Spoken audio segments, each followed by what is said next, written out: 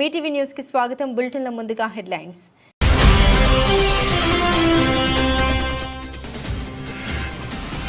బాధ్యతాయుతంగా పరిష్కరించుకోండి, భారత్ పాక్ అమెరికా సూచన.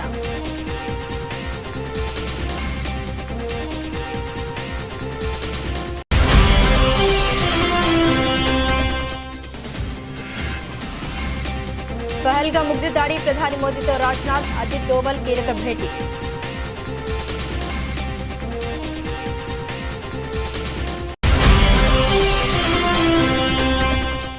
రాజధాని పనుల పునః ప్రారంభానికి మే 2న రాష్ట్రానికి ప్రధాని మోదీ. సభకు తరలివచ్చే ప్రజలకు అసౌకర్యం కలగకూడదన్న చంద్రబాబు.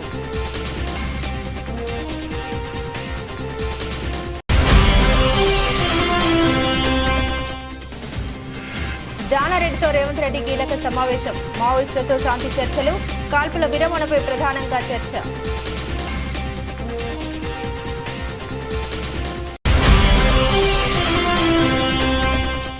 చేపల వేట నిషేధ భృతిని 10,000 నుండి 20,000కు పెంచిన కూటమి ప్రభుత్వం. హామీ నెరవేర్చడంపై డిప్యూటీ సీఎం పవన్ కళ్యాణ్ హర్షం.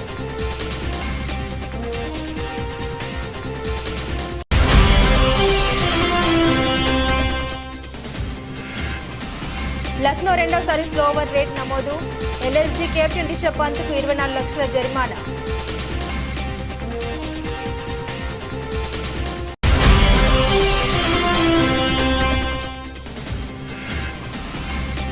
తగ్గుతున్న బంగారం ధరలు. 94,818 వద్ద ట్రేడ్ అయిన పుత్తడి ధర. పహల్గాంలో పర్యాటకులపై జరిగిన ఉగ్రదాడితో భారత్ పాకిస్తాన్ మధ్య యుద్ధ వాతావరణం నెలకొంది.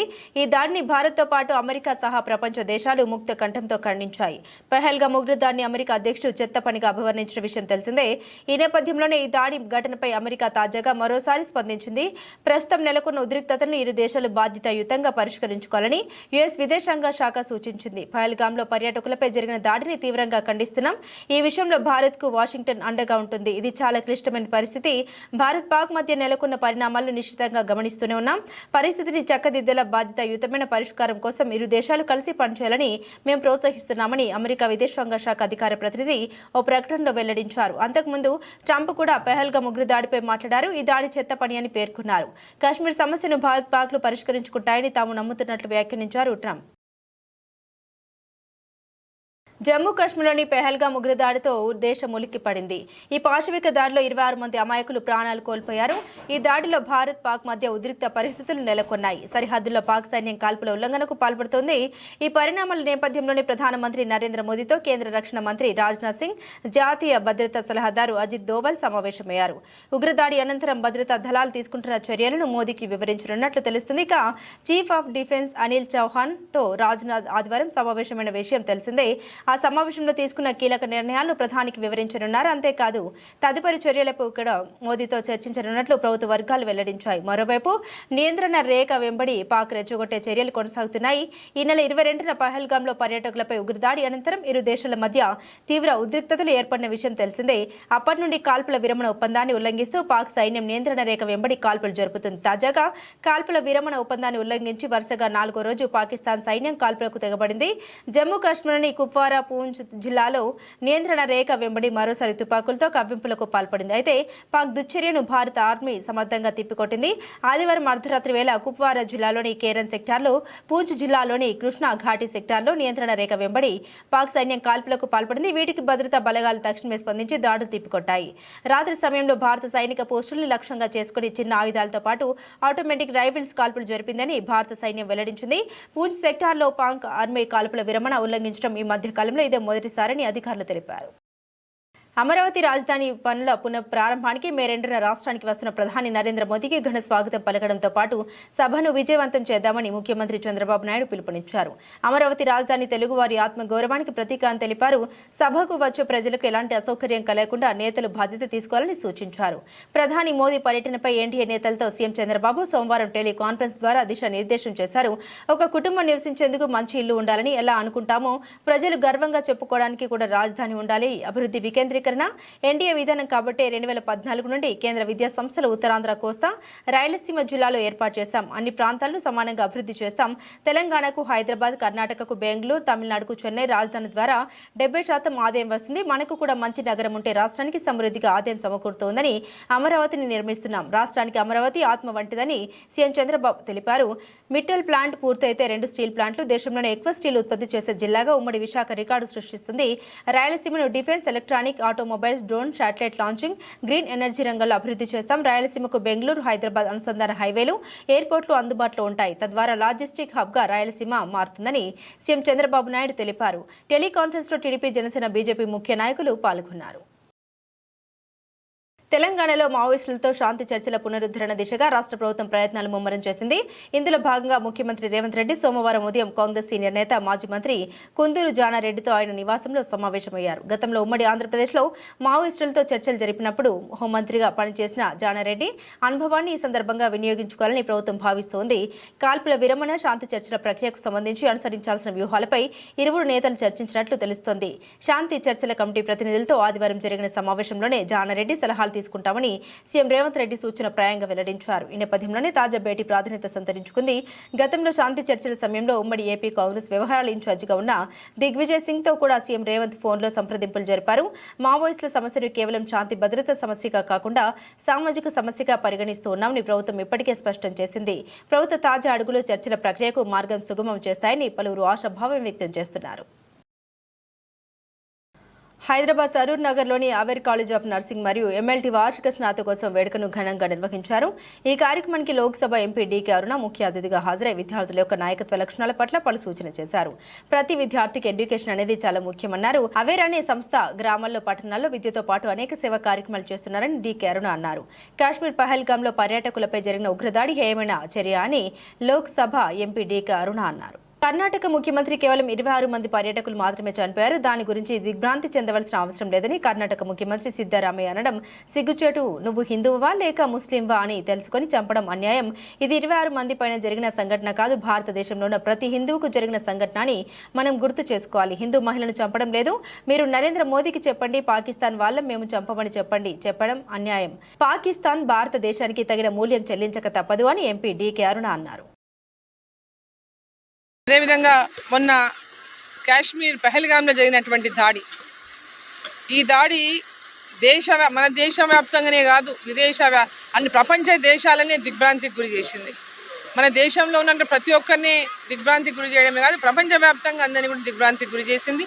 ఇది ఒక అమానుషమైనటువంటి దాడి, హేయమైనటువంటి దాడి. ఉగ్రవాదులు పూర్తిగా పిరికి పందలుగా మారి పాకిస్తానీలు ఈ ఉగ్రవాది దాడి వెనుక ఉన్నటువంటి పాకిస్తానీ పిరికి పందలుగా పర్యాటకుల పైన, అంటే చేతిలో ఎలాంటి ఆయుధాలు లేనటువంటి నిరాయుధులైనటువంటి వారి పైన, పర్యాటకులు అక్కడ కాశ్మీర్లో ఎండాకాలము వేసవి సెలవుల్లో భార్య పిల్లలతో వాళ్ళు ఆ వేసవి సెలవులకు అక్కడ ఆ ప్రాంతంలో వెళ్ళి చూడాలని, కాశ్మీర్లో ఉన్నటువంటి అందాలను చూడాలని, ఆ ప్రాంతంలో ఎన్నో ఏళ్లుగా అక్కడ పెద్ద ఎత్తున టూరిజం లేకపోవడము, 370 ఆర్టికల్ రద్దు తర్వాత, ఆ ప్రాంతంలో నరేంద్ర మోదీ గారు 370 ఆర్టికల్ని రద్దు చేసిన తర్వాత, ఎన్నికలకు ముందు ఇచ్చినటువంటి మాట ఏదైతే ఉందో 370 ఆర్టికల్ని రద్దు చేస్తామని చెప్పిన మాట నిలబెట్టుకొని 370 ఆర్టికల్ని రద్దు చేసి శాంతియుతంగా ఈరోజు కాశ్మీర్లో అభివృద్ధి జరుగుతూ ఉంది. ఎన్నికలు జరిగినాయి శాంతియుతంగా. ఈరోజు పెద్ద ఎత్తున అక్కడ ఉన్నటువంటి ప్రజలే కాకుండా ఆ ప్రాంతంలో అభివృద్ధి జరుగుతుందని చెప్పేసి పెద్ద ఎత్తున చూడడానికి కూడా పెద్ద ఎత్తున వేరే రాష్ట్రాల నుంచి కానీ దేశవ్యాప్తంగా దేశ నలుమూలల నుంచి అక్కడికి పర్యాటకులు వెళ్తున్నారు. విదేశాల నుంచి పర్యాటకులు వస్తున్నారు. స్విట్జర్లాండ్కు తీసిపోని విధంగా ఉన్నటువంటి కాశ్మీరు ప్రాంతాన్ని చూడడానికి మరి ఎంతోమంది పర్యాటకులు మరి రోజు వస్తుపోతున్నటువంటి సందర్భంలో అక్కడ పర్యాటకుల పైన ఆ దాడి అంటే చాలా హేయమైనటువంటి దాడిగా వర్ణించవచ్చు. ఈరోజు ఒక పిరికి పంద చర్యగా దాన్ని మనం అందరం కూడా భావించవచ్చు. పాకిస్తాన్ ఏదైతే ఆ ప్రాంతంలో జరుగుతున్నటువంటి అభివృద్ధిని చూసి ఓర్వలేక భారతదేశం ప్రపంచవ్యాప్తంగా పొందుతున్నటువంటి నరేంద్ర మోదీ గారి ప్రధానమంత్రిగా ఈ దేశానికి అనేక రకాలుగా కీర్తిని, ఈ ప్రపంచవ్యాప్తంగా భారతదేశం యొక్క కీర్తిని వ్యాపింపజేసి వారికి దొరుకుతున్నటువంటి పెద్ద ఎత్తున ఆదరణ కానివ్వండి, అభిమానం కానివ్వండి, గౌరవం కానీ చూసి ఓర్చుకోలేక ఈరోజు భారతదేశాన్ని ఈరోజు అశాంతి పాలు చేయాలని, పెద్ద ఎత్తున మత కల్లోల రెచ్చగొట్టాలని, మత విద్వేషాలు రెచ్చగొట్టాలని, హిందువా అని అడిగి వాళ్ళని ఐడి అడిగి వాళ్ళని కలమా చదవమని అడిగి వాళ్ళని హిందువులమని చెప్పగానే వాళ్ళని తూటా పెట్టి షూట్ చేసి అసలు చాలా దారుణమైనటువంటి ఘటనగా ఈ మందరం కూడా దేశంలో ఉన్న ప్రతి ఒక్కరూ ఈ యొక్క సంఘటన తర్వాత పెద్ద ఎత్తున ఉడికిపోతున్నటువంటి విషయం ఉంది. ఏదో దాడి 26 మంది మీద కాదు, భారతదేశం పైన దాడి, భారతదేశంలో ఉన్నటువంటి పౌరులపైన దాడి, మన అందరిపైన దాడిగా మనం భావించాల్సినటువంటి అవసరం ఉంది. ఈ దాడిని మరి నరేంద్ర మోదీ గారు పెద్ద ఎత్తున ఈ దాడికి తగినటువంటి మూల్యాన్ని పాకిస్తాన్ చెల్లించక తప్పదనేటటువంటి సందేశాన్ని ఇప్పటికే ఇచ్చారు. ఖచ్చితంగా ఈ యొక్క పాకిస్తానీ ఉగ్రవాదులు ఏదైతే ఉన్నారో, ఏదో ఈ దేశాన్ని ఉగ్రవాద మూకలు అల్లకలోలను సృష్టించాలని ఏదైతే ప్రయత్నం చేస్తున్నారో ఆ ప్రయత్నాలు ఎప్పటికీ కూడా వాళ్ళ ప్రయత్నాలు ముందుకు సాగవు. ఖచ్చితంగా తగిన మూల్యాన్ని పాకిస్తాన్ చెల్లించుకోక తప్పదని చెప్పి నరేంద్ర మోదీ గారు ఉన్నంత వరకు భారతదేశంలో ఉన్నటువంటి ప్రజలకు ఎలాంటి భయం పడాల్సినటువంటి అవసరం లేదు. ధైర్యంగా భారతదేశంలో ఉన్నటువంటి ప్రతి ఒక్కరు పార్టీలకు అతీతంగా, కుల మతాలకు అతీతంగా సంఘటితమై పాకిస్తాన్ యొక్క దాడి మీద పూర్తిగా వారికి గుణపాఠం చెప్పే విధంగా, ఉగ్రవాద మూకలను అంతమొందించే విధంగా, ఉగ్రవాదాన్ని అంతమొందించే విధంగా ఈరోజు మన దేశ ప్రధాని నరేంద్ర మోదీ గారికి అండగా నిలబడాలని చెప్పి నేను కోరుతా ఉన్నాను. పెరుగుతున్న జనాభాకు అనుగుణంగా ప్రజలకు నాణ్యమైన విద్యుత్ అందించాలన్న సమున్నత లక్ష్యంతో నియోజకవర్గ కేంద్రమైన పటాన్చెరు పట్టణంలో 12 కోట్ల రూపాయల అంచనా వ్యయంతో 33/11 kV ఇండోర్ సబ్ స్టేషన్ నిర్మాణం చేస్తున్నట్లు పటాన్చెరు శాసనసభ్యులు గూడెం మహిపాల్ రెడ్డి తెలిపారు. పటాన్చెరు డివిజన్ పరిధిలోని బ్లాక్ ఆఫీస్ ప్రాంగణంలో 12 కోట్ల రూపాయలతో నిర్మించి తలపెట్టిన 33/11 kV ఇండోర్ సబ్ స్టేషన్ నిర్మాణ పనులకు ఆయన శంకుస్థాపన చేశారు. ఈ సందర్భంగా ఏర్పాటు చేసిన సమావేశంలో వారు మాట్లాడుతూ ఉమ్మడి మెదక్ జిల్లాలోని మొట్టమొదటిసారిగా పటాన్చెరు పట్టణంలో ఇండోర్ సబ్ స్టేషన్ నిర్మాణం చేస్తున్నామని తెలిపారు. పాషమైలారం నుండి నేరుగా నూతన సబ్ స్టేషన్ కి ప్రత్యేక లైన్ వేయడంతో పాటు పటాన్చెరు, రామచంద్రపురం పట్టణాలకు నాణ్యమైన విద్యుత్ అందుబాటులోకి వస్తుందని తెలిపారు. అమీన్పూర్ మున్సిపల్ పరిధిలోని ఐలాపూర్లో 100 కోట్ల రూపాయల అంచనా వ్యయంతో 132 kV సబ్ స్టేషన్ నిర్మాణానికి ప్రభుత్వం అనుమతులు మంజూరు చేసిందని తెలిపారు. ఈ కార్యక్రమంలో పటాన్చెరు ఎంపీడీఓ యాదగిరి, విద్యుత్ శాఖ ఏడీఈలు సంజీవ్, నాగరాజు, రవికాంత్ రెడ్డి, మార్కెట్ కమిటీ మాజీ చైర్మన్ విజయ్ కుమార్, కాంగ్రెస్ పార్టీ పట్టణ అధ్యక్షులు నరసింహారెడ్డి, సీనియర్ నాయకులు గూడెం మధుసూదన్ రెడ్డి, నివర్తి దేవ్, అంతిరెడ్డి, అంజిరెడ్డి, గోపాల్ రెడ్డి, షకీల్, ఐలేష్, హమీద్, బాలకృష్ణ తదితరులు పాల్గొన్నారు. అందరికీ నమస్కారం. ఈరోజు పటాన్చెరు టౌన్లో ఇండోర్ సబ్ స్టేషన్కు భూమి పూజ చేయడం జరిగింది. ఇది మొట్టమొదలు ఉమ్మడి మెదక్ జిల్లాలోనే ఇప్పటి వరకు ఇండోర్ సబ్ స్టేషన్ అనేది లేదు. కాబట్టి 12 కోట్ల రూపాయలతోటి ఈరోజు ఇండోర్ సబ్ స్టేషన్ శాంక్షన్ తీసుకొని భూమి పూజ చేయడం జరిగింది. ఈ ప్రాంతము పాషమైలారం కానీ, పటాన్చెరు కానీ, రామచంద్రాపూర్ కానీ, శాంతినగర్, శ్రీరామనగర్ కాలనీ కానీ ఎక్కడైనా సరే కరెంటు ఇబ్బంది లేకుండా ఈ పబ్లిక్ ప్లేస్లో పిల్లలు ఆటలు ఆడుకోవడానికి, పబ్లిక్ రావడానికి ఆస్కారం ఉంది. కాబట్టి అందుకే ఇండోర్ సబ్ స్టేషన్ తీసుకోవడం జరిగింది. పాషమైలారంకి వెళ్ళి నేరుగా లైన్ వచ్చి, ఇండస్ట్రీ లైన్ వచ్చి దీనికి లింక్ అయితే ఇక్కడ నుంచి డిస్ట్రిబ్యూషన్ ఉంటుంది. కాబట్టి ఈ ప్రాంత వాసులకు పటాన్చెరు నియోజకవర్గంలో ఉన్న కాలనీస్ బాగా విపరీతంగా పెరగడం జరుగుతూ ఉంది. గ్రేటర్ కమ్యూనిటీస్ రావడం జరుగుతూ ఉంది. అపార్ట్మెంట్ కల్చర్ రావడం జరుగుతూ ఉంది. విల్లాస్ రావడం జరుగుతూ ఉన్నది. డే బై డే పాపులేషన్ పెరుగుతూ ఉంది. కాబట్టి కరెంటు మీద పర్సనల్గా ఫోకస్ చేసి ఇక్కడ పటాన్చెరు, సింఫోనీ, అలాగే రామేశ్వరం బండ, బచ్చిగూడెం, మన చక్రపురి కాలనీ, అమీన్పూర్, అలాగే ఐలాపూర్, తెల్లాపూర్, బీరంగూడ, ఇవన్నీ ఇక్కడ సబ్ స్టేషన్ ఎక్కడ సెట్ చేసి కరెంటు లోపం లేకుండా ఈ ప్రాంతాన్ని ముందుకు తీసుకుపోవడం జరుగుతూ ఉన్నది. పూర్తి స్థాయిలో ప్రజలు వాటర్కు కరెంటు దగ్గర కనెక్టింగ్ ఉంటుంది. అయస్కాంతం ఇనుముకి ఎంత దగ్గర ఉంటారో అట్లా లింక్ అయి ఉంటుంది. కాబట్టి ఈ వాటరు కరెంట్ అనేది ఇబ్బంది లేకుండా సమకూర్చడానికే ఈ ప్లాన్ చేసుకొని, ప్రణాళికలు సిద్ధం చేసుకొని ఫ్యూచర్ ప్లాన్ కోసం ఇబ్బంది లేకుండా ముందుకు పోతూ ఉన్నాం. తప్పకుండా ఈ ప్రాంత వాసులకు కరెంటు కానీ, వాటర్ కానీ, రోడ్లు కానీ, డ్రైన్లు కానీ, మౌలిక వసతులని ఎక్కడికక్కడ సమకూర్చి ప్రజలకు ఇబ్బంది లేకుండా చూసుకునే బాధ్యత మా పైన ఉంది. కాబట్టి దాన్ని పూర్తి స్థాయిలో సమకూర్చి ముందుకు వెళ్తూ ఉంటాం. దీన్ని పూర్తిగా ఈ ప్రాంత ప్రజలందరూ సద్వినియోగం చేసుకోవాల్సిందిగా మనవి చేసుకుంటూ 12 కోట్ల రూపాయలతో ఈరోజు మనం దాన్ని కొటేషన్ వేసుకోవడం ముందుకు పోవడం జరుగుతూ ఉంది. కాబట్టి అందరికీ ధన్యవాదాలు. Thank you. వనపర్తి పట్టణంలో మాడిఫైడ్ సైలెన్సర్లను అమర్చిన బుల్లెట్లు ఇతర వాహనాల సైలెన్సర్లను గత నెల రోజులుగా స్పెషల్ డ్రైవ్ నిర్వహించి 66 సైలెన్సర్లను తొలగించినట్లు వనపర్తి సీఐ కృష్ణయ్య తెలిపారు. వనపర్తి జిల్లా ఎస్పీ రావుల గిరిధర్ ఆదేశాల మేరకు వనపర్తి జిల్లా కేంద్రంలో వనపర్తి సీఐ కృష్ణ ట్రాఫిక్ ఎస్ఐల ఆధ్వర్యంలో మాడిఫైడ్ సైలెన్సర్లతో నడిపే వాహనాలు ప్రత్యేక డ్రైవ్ నిర్వహించి తొలగిస్తున్నామని తెలిపారు. కొందరు యువకులు వాహనాలకు సంబంధిత సంస్థ ఇచ్చిన సైలెన్సర్లను మార్పు చేసి వింత శబ్దం వచ్చే వాటిని అమర్చి రోడ్లపై అకస్మాత్తుగా వింత శబ్దాలు చేయడంతో ప్రజలు ఇబ్బందులు ఎదుర్కొంటున్నారని, విరుద్ధంగా వ్యవహరిస్తున్న వారిపై కఠిన చర్యలు తీసుకునేందుకు స్పెషల్ డ్రైవ్ నిర్వహించి నెల రోజులుగా జిల్లా కేంద్రంలో 66 మాడిఫైడ్ సైలెన్సర్లను తొలగించి ఒక్కొక్క వాహనదారునికి ₹1000 జరిమానా విధించామని తెలిపారు. ఇప్పటివరకు తొలగించిన 66 మాడిఫైడ్ సైలెన్సర్లను పాలిటెక్నిక్ కళాశాల ముందు రోడ్డు రోలర్తో తొక్కించడం జరిగింది. శబ్ద కాలుష్యంతో ఇరుగు పొరుగు వారు వాహనాలకు శబ్దంతో పాదచారులు ఇబ్బందులు ఎదుర్కొంటున్నారనే ఉద్దేశంతోనే ప్రత్యేక నియంత్రణ కార్యక్రమం నిర్వహించి పట్టణంలో అన్ని తొలగించినట్టు తెలిపారు. ఈ చర్యల ద్వారా ట్రాఫిక్ నియంత్రణ బలోపేతం అవుతుంది, రహదారుల భద్రత పెరుగుతుంది, ప్రజలకు ఆరోగ్యకరమైన వాతావరణం అందుతుందని వనపర్తి పట్టణ సీఐ కృష్ణయ్య తెలిపారు. వారి ఆధ్వర్యంలోనే ఈ సైలెన్సర్లను ధ్వంసం చేయడం జరిగింది. పట్టణ ప్రజలందరికీ నమస్కారాలు. ఈరోజు మనము ఈ పాలిటెక్నిక్ ముందు దాదాపు 66 సైలెన్సర్లు కంపెనీ నుంచి వచ్చిన సైలెన్సర్స్ కాకుండా అధికంగా సౌండ్ వచ్చి బుల్లెట్ రిలీజ్ చేసే మన సైలెన్సర్లు ఫిట్ చేసిన బండ్ల నుంచి మొత్తం 66 తీసి ఈరోజు పాలిటెక్నిక్ ముందర వాటిని పెట్టి చేసి రోడ్ రోలర్ ద్వారా తొలగించడం జరుగుతుంది.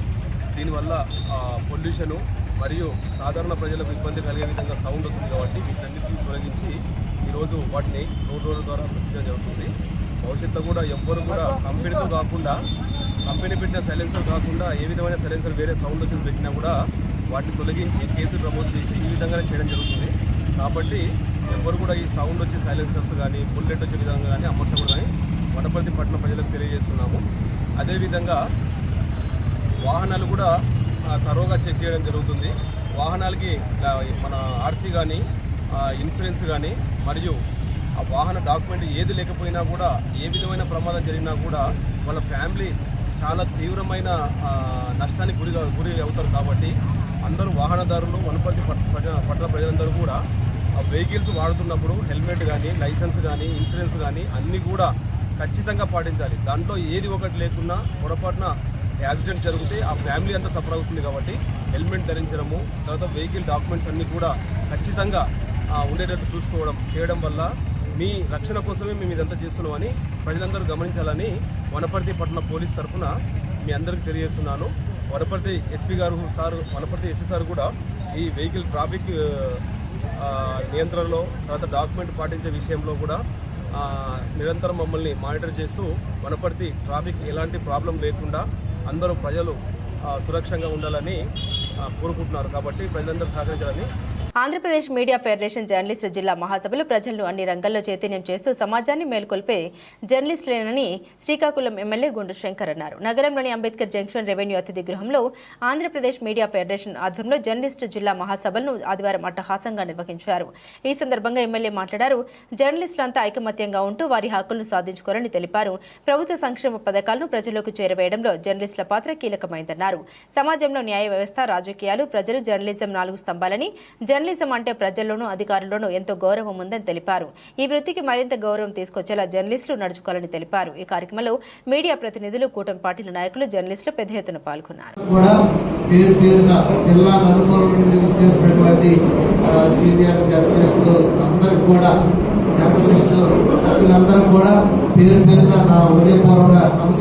ధన్యవాదాలు. ఈరోజు ఈ రాష్ట్ర మహాసభలు జరగడం, అందులో నేను కూడా పాల్పంచుకోవడం నాకు చాలా ఆనందంగా ఉంది. ఇప్పుడు ఎంతమంది గెలిచారు.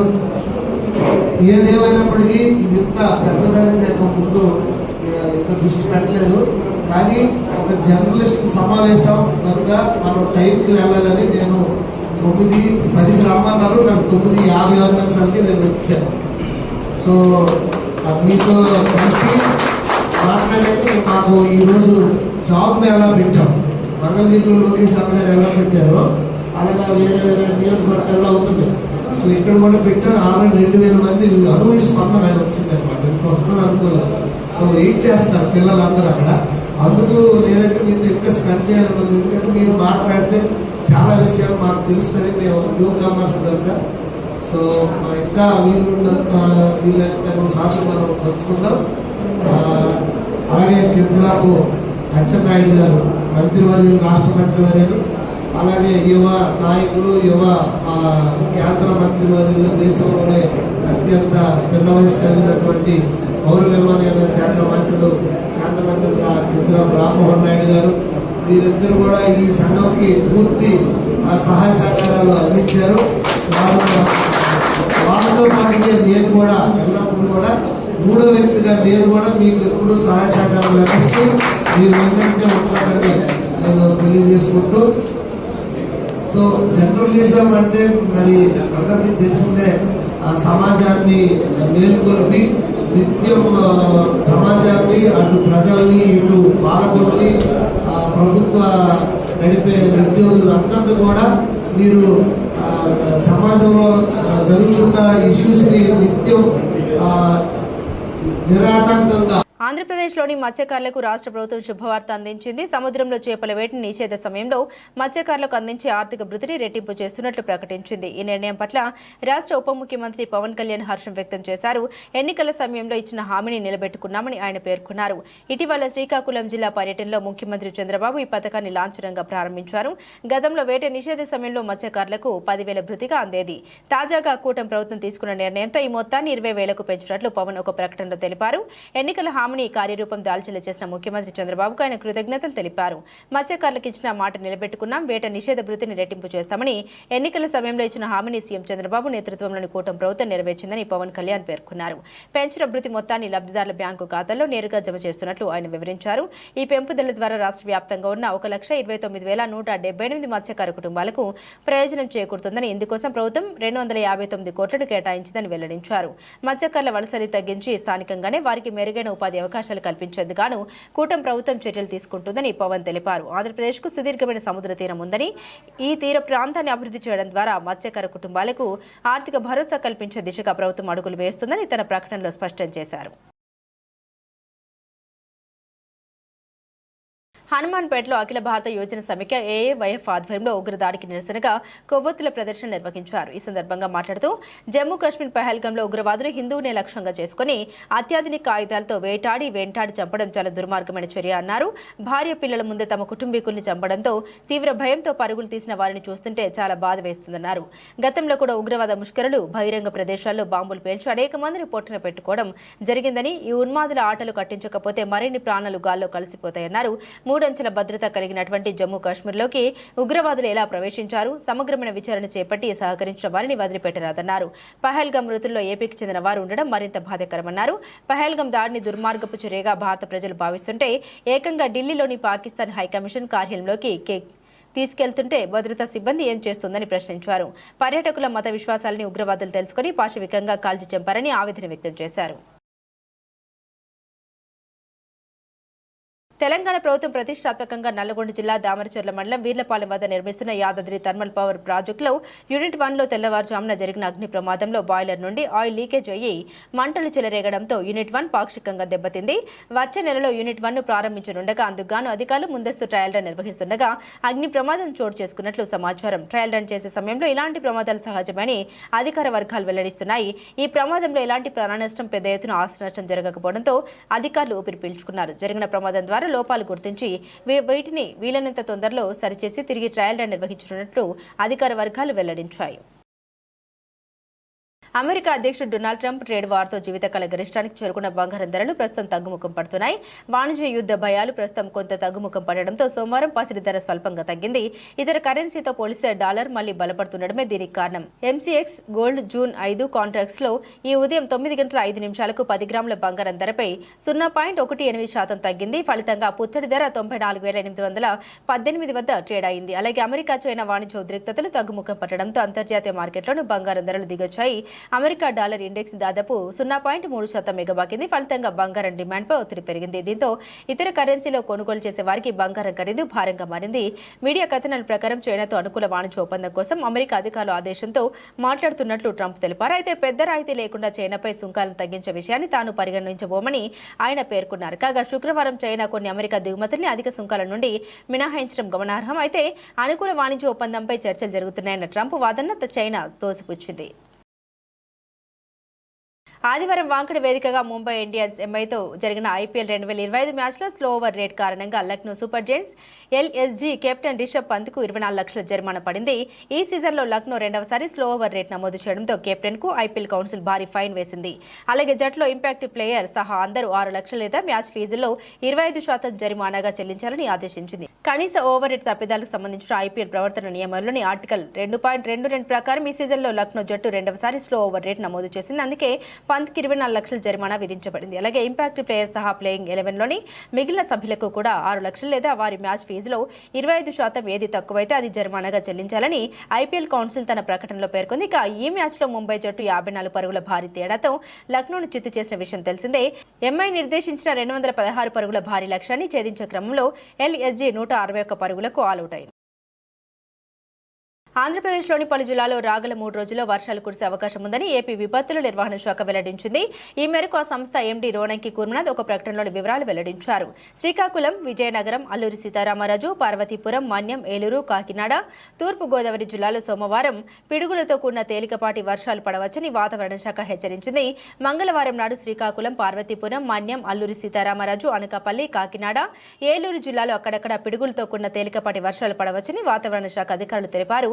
ఆదివారం రాయలసీమలోని పలు ప్రాంతాల్లో వర్షాలు కురవగా అనకాపల్లి జిల్లా రావికమతం, వైఎస్ఆర్ జిల్లా వేంపల్లో 41.4 డిగ్రీలు, విజయనగరం జిల్లాలో గుర్లలో 41.2 డిగ్రీలు, తూర్పుగోదావరి జిల్లా మురమండ, నంద్యాల జిల్లా ఆలగడ్డలో 41 డిగ్రీల ఉష్ణోగ్రతలు నమోదయ్యాయి. తెలంగాణలో ఎండల తీవ్రత కొనసాగుతూనే ఉంది. సోమవారం ఉదయం మెదక్లో అత్యధికంగా 42 డిగ్రీల ఉష్ణోగ్రత నమోదైందని వాతావరణ శాఖ వెల్లడించింది. జీహెచ్ఎంసీ పరిధిలోని రాజేంద్రనగర్లో 35 డిగ్రీల టెంపరేచర్ నమోదైందని అధికారులు తెలిపారు. మహబూబ్ నగర్, నల్గొండ, ఖమ్మం, భద్రాచలం, రామగుండం, నిజామాబాద్, హన్మకొండ జిల్లాలో 36 నుండి 40 డిగ్రీల ఉష్ణోగ్రతలు నమోదయ్యే అవకాశం ఉందని హెచ్చరించారు. బులెటిన్ ముగించే ముందు హెడ్లైన్స్ మరోసారి.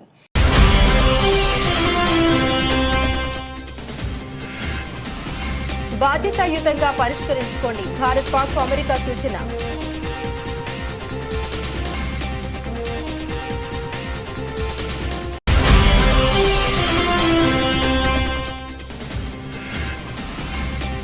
పహల్గామ్ ఉగ్ర దాడి, ప్రధాని మోదీతో రాజ్నాథ్, అజిత్ దోవల్ కీలక భేటీ.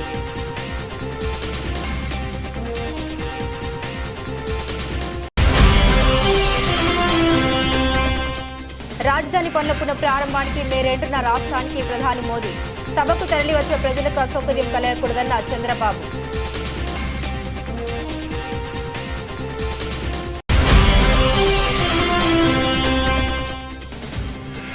జానారెడ్డితో రేవంత్ రెడ్డి కీలక సమావేశం. మావోయిస్టులతో శాంతి చర్చలు, కాల్పుల విరమణపై ప్రధానంగా చర్చ.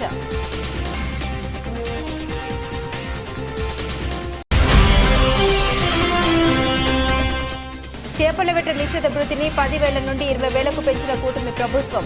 హామీ నెరవేర్చడంపై డిప్యూటీ సీఎం పవన్ కళ్యాణ్ హర్షం.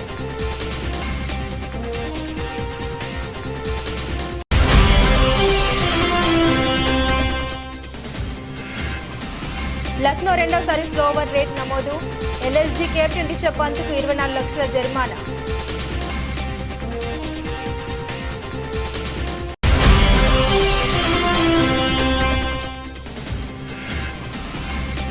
తగ్గుతున్న బంగారం ధరలు.